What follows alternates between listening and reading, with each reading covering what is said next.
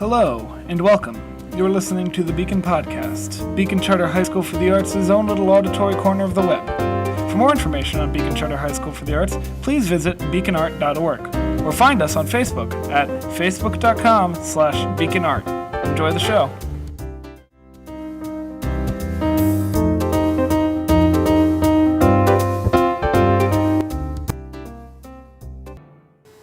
Okay, hello and welcome to the Beacon Charter Podcast. It's Tessa and Chloe and we'll be doing Artist of the Week again. What up? Today we're going to be doing one of my favorite artists, Grace Neutral. She was born on March 29th, 1989, and she's a television presenter. She also works for a show on Vice called Fashion Out There. At least that's what I believe it's called. And it's really good, and that's how I discovered her. She's a model as well, and she's a stick and poke tattoo artist in the United Kingdom. She was born in Dubai, very pretty place. You should go there sometime, get your passport. She spent most of her childhood traveling around the world, and finally they moved to England, and she's still there today, and that's where her career is and all that jazz. So, what?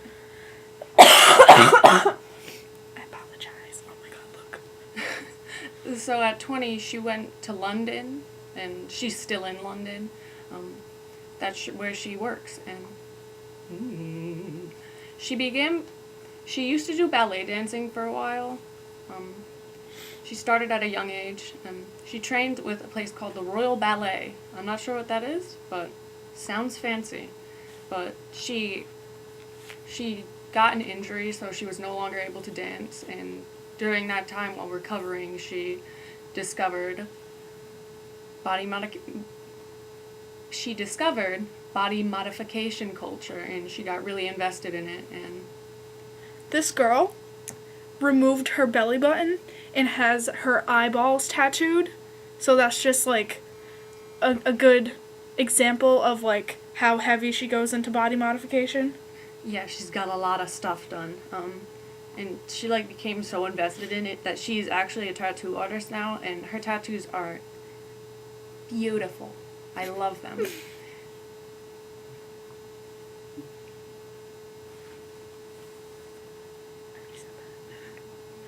Should I say more? Like, just like, to rehash. What? To rehash?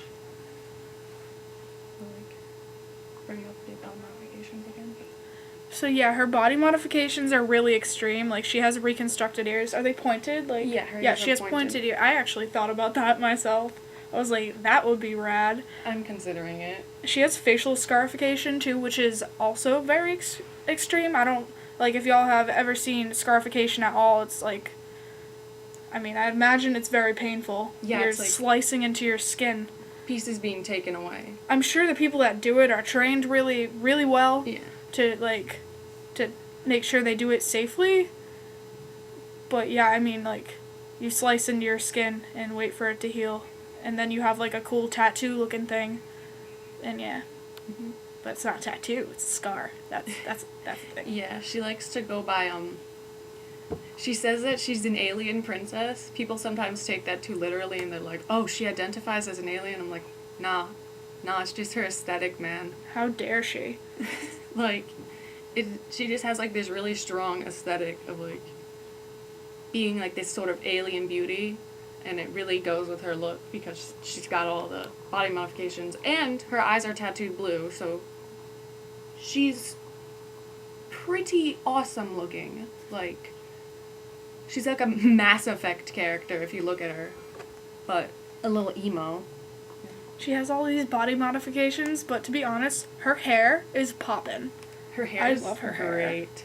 It looks so healthy. It's like, it just looks so nice. It complements her little face. It's like great. She's so beautiful. Y'all should look her up. Her Instagram is simply just Grace Neutral. She does a lot of cool things. I wasn't gonna say things, but this is a PG podcast. Mm-hmm. So, a lot of the tattooing she does is like, it's either like really exact designs Like, I'm looking at one now, and it's like this crisscross pattern. I can't even explain it. It's just like really detailed and perfectly straight, because it's also, that's crazy because she does it stick and poke, which is with the hand. So it's like bump, bump, bump, bump. So Thank you for your description, Chloe. I don't even know. She also does like pointillism style mandalas, and they're so beautiful. I like how They're she very does. symmetrical. I like it. Yes, everything she does is symmetrical. That's the word. And then sometimes she'll do like these tattoos that are like reminiscent of the beginning of tattoos, like piratey. I'm not sure what to say about it. It's like a little devil. Yeah, she has one, and it looks like a little devil, but it's like that classic, Art style. yeah, Like the older art style. for tattoos. So she's really got that. She's really got diversity in what she does. And you usually don't see that with tattoo artists. Like, I follow a lot of tattoo artists on like different social media, and I see that a lot of them do like mostly the same thing all the time. But she does like so many diverse designs and stuff. Like, there's only really one theme, and that it's usually really minimalistic, and I love that. So, to wrap it up, this was the Beacon Charter visual segment. To be specific, the artist of the week. The artist of the week. The artist of the week. The artist of the week. Wooga The wagga artist wagga. of the week. And the artist of the week, Grace Neutral. Check her out. She's awesome. I love her. She's great. Watch her show. It's awesome. She's great. Alright, yeah. Alright. I think they understand. Look at Grace Neutral. Ah! Check her out. Okay, Instagram and stuff. She's on everything as Twitter. just Grace Nunu. Grace Neutral. Check her out. She's one of my favorite artists. Bye. She's the best. Goodbye.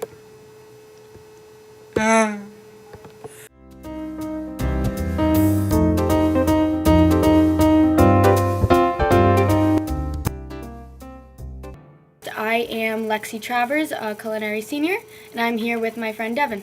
Hi, everyone. So today we're going to be talking about a recipe that Devin and I chose to do for you guys. So spring's coming around, the weather's getting nicer. Why not do something fun and easy to make? We chose to do a tropical salad with pineapple vinaigrette. Now there's a couple key ingredients here that you don't have to include, and that would be the nuts and the bacon for those of you that are health conscious. So let's begin. The ingredients that we have here for you guys: bacon. You can add as much as you want. I'm not going to tell you exact ingredients. Leave that up to you guys. So you have bacon. You have your pineapple juice, 3 tablespoons red wine vinegar, a 1/4 cup of olive oil, black pepper to taste. I personally hate pepper, so I'm not going to put pepper in mine. You also need salt to taste, or you can take it out. Depends. Salt adds a lot of great flavor to it. You have a 10-ounce package chopped romaine lettuce, 1 cup diced fresh pineapple, a 1/2 cup chopped and toasted macadamia nuts. Those, again, you can take out. 3 green onions chopped, a 1/4 cup flaked coconut toasted. Now, all these ingredients, you notice, are kind of very exotic. We wanted to do something that was simple but had a lot of great flavor. So now Devin's going to take over, and he's going to explain to you guys the 3 simple rules, simple steps to make this lovely salad. Alright guys, well this is quite simple. So, step 1. So all you really have to do is place the bacon in a large deep skillet, cook over medium heat until evenly browned or darkened. I personally like mine a bit chewy, but that depends on you. You cook that for about 10 minutes, and then you would take that out of the oven, drain, crumble, or cut into slices, whatever you prefer, and then set aside. So for step 2, combine the pineapple juice with the red wine vinegar, the oil, pepper and salt, if need be, depending on you, in a lidded jar, and cover, and then shake that well to create the dressing, obviously. Lastly, you would then take the lettuce, toss it with the pineapple, the macadamia nuts, green onions, and of course the bacon, my personal favorite, together in a large bowl. Mix that well, and then you'd set aside, plate, and pour the dressing over the salad and toss to coat it, depending on you. You can garnish that with toasted coconut or, again, more bacon. Well, as you can see, Devin really likes bacon. I also do like bacon. I was once a vegetarian, so for you vegetarians, you guys can take that out. put in whatever you little healthy little nuts put in there.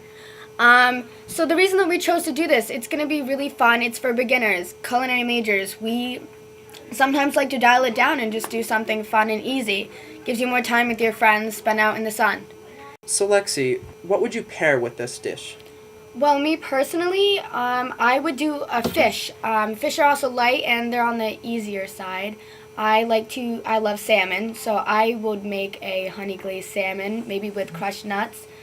Once again, for maybe you pescatarian, vegetarians, or you health freaks, you don't have to put the nuts, whatever is your preference. Okay, that's quite interesting. Anything else you have to say about this dish? Honestly, it's light, it's healthy, minus your bacon, which I think yours is going to be all bacon. And it's really fun, you know, it's something to start to begin with. You don't have to be a chef, you don't have to be a crazy culinary major like we are. Everyone starts somewhere.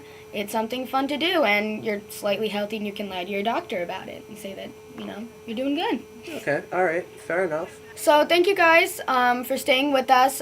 This is my first podcast, so I'm not really an expert on what to be saying. So you might have heard my little ramblings here and there.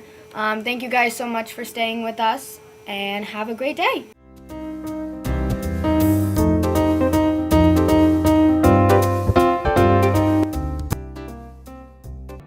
Hello, welcome to the Beacon Podcast. We will be providing today a little bit of a scene from Hamlet. I'm Dylan McMahon playing Horatio, and I'm Destiny Reyes, and I will be playing Hamlet. Alright, and here we go. Hail to your lady! I'm glad to see you well. Horatio, or do I forget myself? The same, madame, and your poor servant ever. Sir, my good friend, will change that name with you. But what in faith make you from Elsinore, Horatio? Marcellus? I'm glad to see you. Good evening, sir, but what in faith make you from Wittenberg? A truant disposition, good lady. I shall not hear your enemy say so, nor shall you do mine hear that violence. To make it truster of your own report, I know you are no truant. But what is your affair in Elsinore? We'll teach you to drink deep ere you depart. Lady, I came to see your father's funeral. I pray thee, do not mock me, fellow student. I think it was to see my mother's wedding. Indeed, lady, it followed hard upon. Thrift, Horatio.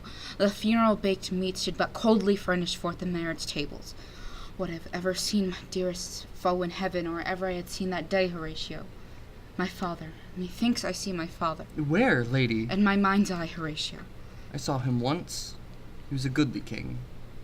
He was a man, taken for all in all. I shall never look upon his like again.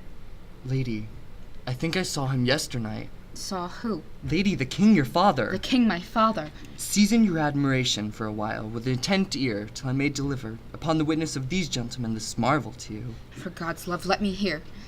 2 nights together had these gentlemen, Marcellus and Bernardo, on their watch in the dead vast and middle of the night, been thus encountered.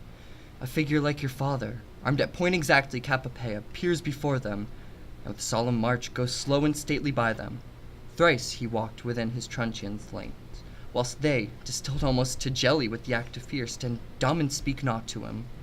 This to me in dreadful secrecy impart they did, and I with them the 3rd night kept the watch, where, as they had delivered both in time, formed the thing, each word made true and good. The apparition comes. I knew your father. These hands are not more like. Thank you so much.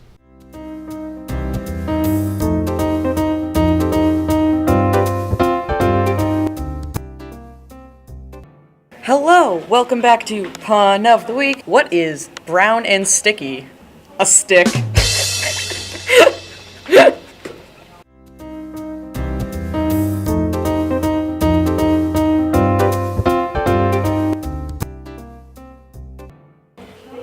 Okay, hi. Welcome back to the segment Beacons of New York. No. I mean,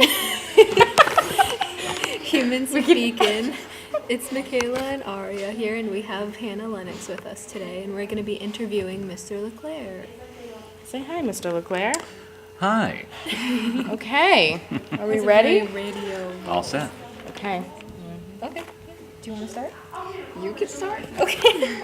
All right. I really wish I could read this. Okay. Let's start.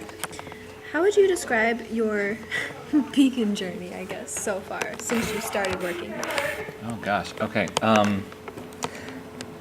It's been very different. I started here in 2007, 2008 was my first year. And when I started, I was the artist in residence. I wasn't an official teacher yet. I hadn't gotten my teaching certificate because I was teaching at another school that didn't require it. I was teaching there for 8 years. When I came in here, it was my 9th year of work, and I went back to school, got my teaching cert, and then started teaching officially and being the teacher of record for both visual and theater alongside Miss Mosley and Miss Souza. And so from there, it's been kind of a journey as the three of us developed these two departments as we went forward. And then last year, I took over directing duties for the after-school program for the troupe. And last year also, Miss Souza left at the end of the year. And so now here I am. And everything that we're doing with the troupe, etc., falling in my lap is not the right phrase for it, but is now my responsibility. And it's fantastic that I've had such a great foundation from Miss Souza and all the help and growing in here and this being kind of a decade of work here and being able to fulfill it now and bring it forward with how we're handling the seasons and all that, and it's really been an absolute joy to get to this point. How do you feel about having to basically take over kind of the theater program here? Well, at my last job, I did most of the acting and all of the tech teaching anyway. I taught 6 courses at my last job. So this was kind of like a rehash. It was coming back to where I started. And in doing that, it was quite fulfilling to be able to take hold of directing duties again. And it was nice to have kind of a soft entry with last year directing with the support of Miss Souza and everybody in the background. And then, driving forward with that. Okay, so how are your relationships with your students? I often say this. Every year is kind of interesting because I end up with a very different group of student artists as they progress. And the interesting and sometimes fun, but often very, it's kind of heartbreaking every single year for you and you get used to it after a long time, but you watch a teenager grow in the most formative 4 years that they can have, and you watch them from that 13 or 14-year-old child up through until they're about to breach into adulthood, and then you let go. And so the relationship that I have with all the students is very much not as a parent, but as somebody that really develops a care for them and a worry for each child, and trying to make sure that I give them pertinent information that is going to advise them and help them along the way and keep them going past that as they start going into adulthood. So again, I'm not a parent or responsible for them as a parent, but I do treat every single student as if they are, my responsibility very highly. And so I regard every one of them that way. All right, so currently you teach in the theater department in Beacon. So where would you say your passion for theater started? Okay. That would be in 7th grade at Mount St. Charles in 1986. All right. They started the very first junior high drama club. And my English teacher at the time was the head of the drama club. And I decided, okay, I'll try it. And I went out there and I just played this goofball role in this really typical, written for junior high script. I think it was called Horror High. And I was playing the maintenance man. And they had me dive over a couch, and I was just this goofball kind of character. And so I got the bug at that moment. And I remember my mother just actually this year watching my daughter on stage playing Scuttle in Little Mermaid, again, 7th grade. And my mother turning to me and saying, she reminds me so much of you, because I never thought you had it in you to get up on that stage. Wow. And she's just killing it. And she did. She's amazing, and she's playing Scuttle, so she was pretty much a big giant goofball up there. Oh my god. So yeah, that was my start in theater, and my real start professionally in theater was when I was in college and I took a work study.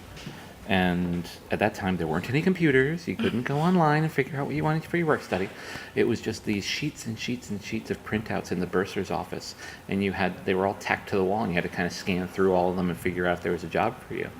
And everything sounded like stuffing envelopes and making cold calls to alumni, and that wasn't necessarily good for somebody like me who has to stay active. So there was one there that said, assistant to the technical director of the theater. Skills needed, ability to do carpentry, et cetera, et cetera. Well, my dad's a shop teacher, and I always loved theater. I'm like, okay, what the heck, I'll try it. And so I ended up getting into tech by taking a work study job in college on a complete whim, and it became my career. Wow. See how things work out? And I think you've had some experience in culinary too, correct? Yes, I'm the only teacher that's taught all 3 arts. Wow.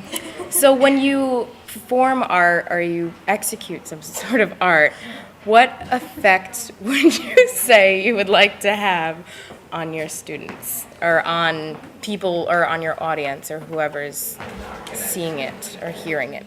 Sometimes it's the same people, students and audience. Mm-hmm. I just want everybody to walk away with a feeling of catharsis and kind of a little bit of, or a lot if they get it, of the passion that I have for whatever it is that I'm doing.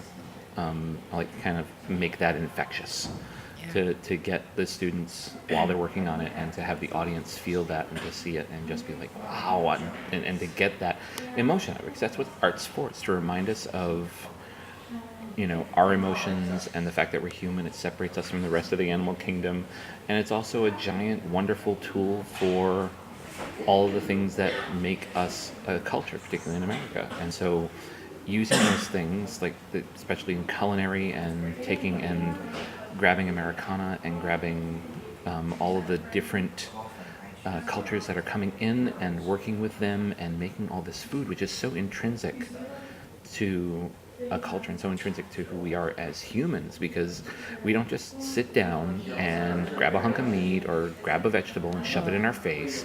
We like to manipulate it and turn it into something else and add some spices to it and turn it into something that's more us, more ours. So that's one thing. Visual manipulation is just communication.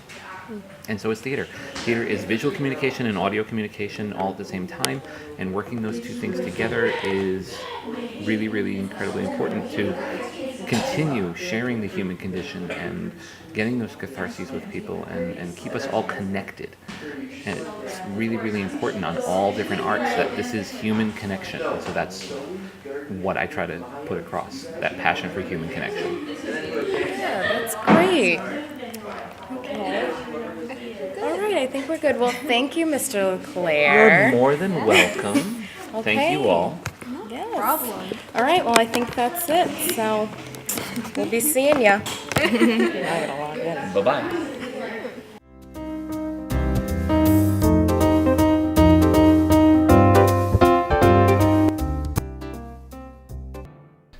Hi, I'm Liam Newberry with the Beacon Podcast. This is the film segment. Today, I have with me Zach Lucier, and we're going to be discussing Jurassic Park, as it just came out on Netflix, and it's a perfect time to review it. So, Zach, tell me, what's your favorite part of Jurassic Park?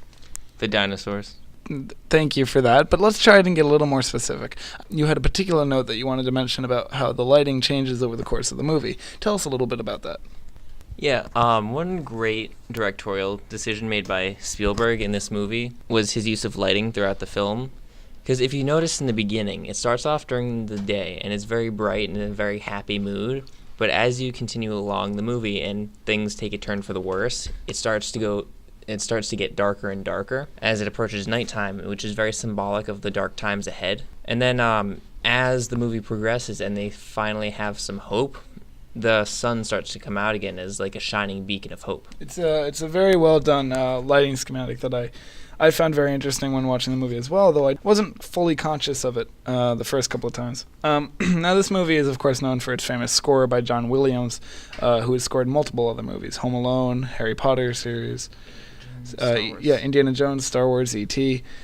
He's done just so much for movie music, and it's very interesting how the music swells as they first see the island. What part of the music in Jurassic Park do you like the best? I like the main theme you hear as you first see that. What's the name of that first dinosaur you see? The long-necky ones. First ones, Brontosaurus. Brontosaurus. I don't know. Yeah, I think it's Brontosaurus. Yeah. So my favorite song from that movie would probably be that main theme you hear when you see the first dinosaurs from the first Jeep, and everyone's just in awe, and the music really builds until you see the dinosaur, and I think it's just a great piece of music. Yeah, that really is a very awe-inspiring moment in film. It's an interesting usage of the crescendo, because it goes up in volume and you hear it and it's a swell, and then you see the dinosaur, and it's this really majestic moment of power that I thought was very well done. So the visual effects, people have said, a friend of mine that I know refers to this movie's special effects as nothing short of magic, and that someone must have sold their soul for them. And I agree to some extent. Jurassic Park really revolutionized visual effects, including CGI and what they're done with them. They were done by Dennis Muren. Now, what do you have to say on the subject for you? Yeah, one thing I really like about the CGI is that it's well done to the point where it looks real, but not as far as we have it today, where you can tell it's like hyper realistic. Because one problem is that I don't know. I know because CGI uncanny valley. There's an uncanny valley aspect to it. Yeah, like when CGI first came out, it was kind of like very obviously like the lighting was off and you could tell. Yeah, and like now, Terminator? Yeah, like Terminator. Yeah. Whereas now, if it's like, if there's CGI, you can tell because it has a hyper-realistic look to it.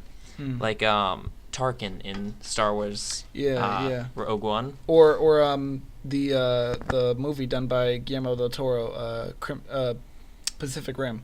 It was a good movie. It was a really good dumb movie. Yeah. Pulls out the sword. But I feel like this is a perfect balance of CGI use. Yeah, with practical effects. I definitely agree. So, okay, so the writing is really good in this film, and I've always, wanted to make a note of that, because people like to make fun of the, ridiculousness of the premise, but it's actually a very well-crafted, writing piece. And there are a lot of, critical moments of suspense, and I have to say my favorite moment in the film, for writing-wise, was when the velociraptors have them cornered and they're in the main lobby, and then the T-Rex just comes out of nowhere and saves the day, which is kind of a reversal of expectation. What would you say your favorite moment in the writing of the piece was? I like, and this is kind of a spoiler alert, heads up, when I forget the guy's name, the guy that would hunt the dinosaurs, that was in charge of security. The Australian dude. Yes, the Australian guy. When he was trying to hunt the dinosaurs to get to some control or something, or cover people, he was aiming at a dinosaur down his sights, and then he hears a dinosaur to his left, and he just looks at it, and he's like, clever girl. Yeah, clever girl. Spoiler for a 20-year-old film. Yes, spoiler for a 20-year-old film. And again, with the writing, I feel even the science of it, if you ignore the fact that DNA does decompose after a while, it is pretty scientifically accurate, besides that one fact. Well, there's always going to be some... Yeah, there's always some kind of... And it was written by Michael Crichton, who's also wrote, he wrote Westworld, I think, the original one, the 1973 one, not the new TV show. And he wrote Congo, he wrote Sphere. So, in Twister, which was Philip Seymour Hoffman in his prime. And so, that was... he's done a lot of great writing in the past, so I would expect nothing short of that for this. So overall, I'd say the Jurassic Park is a fantastic film, really worthy of your attention. Out of 5 stars, what would you rate it? Oof. I'd give it a solid 4.7. I'd go a little lower, 4.5. Yeah. Just because I don't like to use anything more convoluted than 0.5. Yes. But it really is a great film. It's out on Netflix now, so if you're a Netflix subscriber, you can see that. This is not a paid promotional from Netflix. I'm just saying that's a great way to see it. By Netflix. Or you could go to your nearest Blockbuster. You know, if you want to watch it like people originally did back in the 90s. Hashtag throwback. Yeah, right. So, thanks for listening. This has been the Beacon Film segment with Zach Lucier and Liam Newberry. We hope you enjoyed this episode of the Beacon Podcast. This week starred, in order of appearance, Chloe Peltier, Tessa Sundin, Lexi Travers, Devin Pagliarini, Dylan McMahon as Horatio, Destiny Reyes as Hamlet, Jay Simonian, Aria Penta, Michaela Byrne, Hannah Lennox, Jason Robert Leclerc, Liam Newberry, and Zachary Lucier. This episode was edited by Dylan McMahon, Tessa Sundin, Chloe Peltier, and Liam Newberry. Special thanks to Ms. Yanievko. We're glad you listened and hope you continue to be a part of the Beacon community.